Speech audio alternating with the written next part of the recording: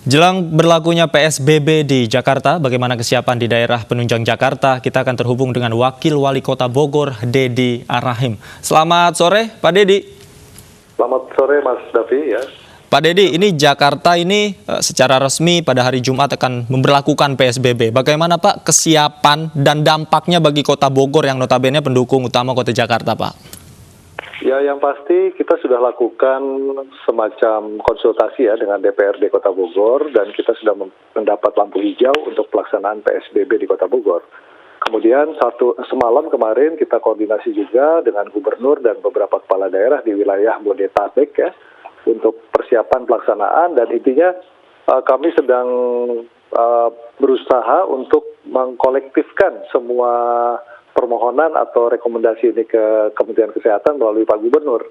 Nah, kesiapannya tentu kalau dilihat dari Kota Bogor sebetulnya 5 poin yang ada di dalam Permenkes itu sudah dilaksanakan. Hanya memang dengan adanya PSBB ini kita harap payung hukumnya menjadi lebih solid lagi. Baik, artinya memang Kota Bogor selama ini sudah melaksanakan seperti physical distancing, kemudian work from home seperti itu Pak ya. Nah kemudian pertanyaannya sekarang tinggal penegakan hukumnya akan seperti apa di Kota Bogor jika memang PSBB nanti akan diajukan oleh Kota Bogor?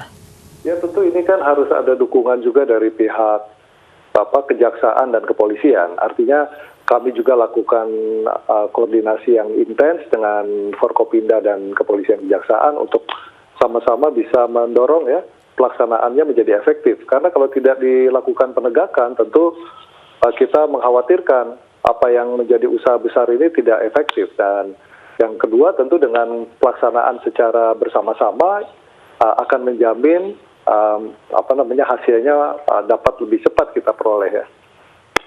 Kalau dari sisi pertimbangan dan hitung-hitungannya seperti apa Pak, khususnya terkait ketersediaan bahan baku di Kota Bogor sendiri Pak? Ya, selama jangka waktunya tidak terlalu lama, selama jangka waktunya kita batasi dalam koridor yang masih aman ya, saya pikir untuk masalah ketersediaan logistik masih dalam masa batas-batas yang kita bisa toleransi dan kita bisa upayakan. Tetapi apabila kita lakukan dalam jangka yang lebih panjang, tentu ini harus ada campur tangan dari pemerintah pusat. Sejauh ini pemerintah Kota Bogor kan sudah juga berkoordinasi dengan pusat dan provinsi terkait dengan bantuan-bantuan logistik sosial ya, sembako maupun kegiatan-kegiatan lain seperti padat karya dan lainnya sudah kita bicarakan dan tinggal menyesuaikan dengan timing pelaksanaan dari PSBB di wilayah Bodetabek ini. Kapan Pak rencananya memang rencana PSBB ini juga akan diterapkan di Bogor Pak? Pengajuannya apakah sudah Pak? Kalau pengajuan melalui gubernur sudah kita sampaikan per hari ini, kemudian nanti gubernur rencananya berkoordinasi dengan Menteri Kesehatan, dan kalau dari hitungan waktu paling tidak di awal minggu depan kita sudah bisa laksanakan. Kalau untuk sosialisasinya seperti apa nanti Pak akan dilaksanakan secara teknisnya?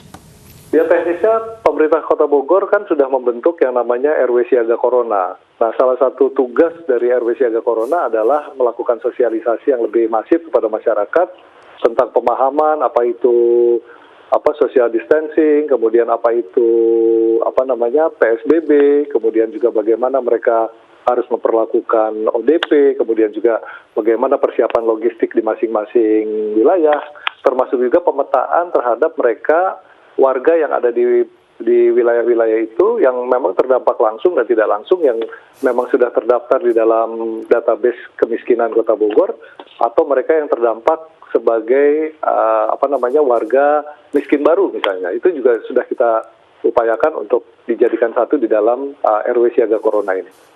Baik, kami mendapatkan informasi Pak, ini pertanyaan terakhir, sebentar lagi Anda akan melakukan rapat bersama begitu Pak ya, koordinasi. Boleh Pak bocorannya sedikit nanti apa saja yang akan dibahas Pak?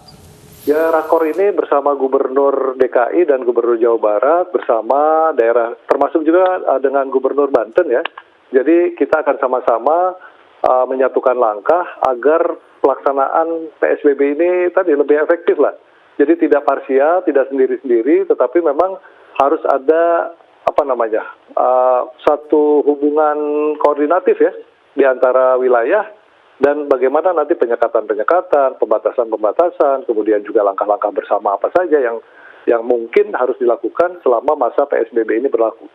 Artinya memang jika hal itu kompak begitu dilakukan oleh beberapa kepala daerah, PSBB akan berjalan dengan baik dan sinergi. Baik, kita tunggu hasil rapatnya bersama. Pak Dedi, terima kasih banyak. Selamat sore.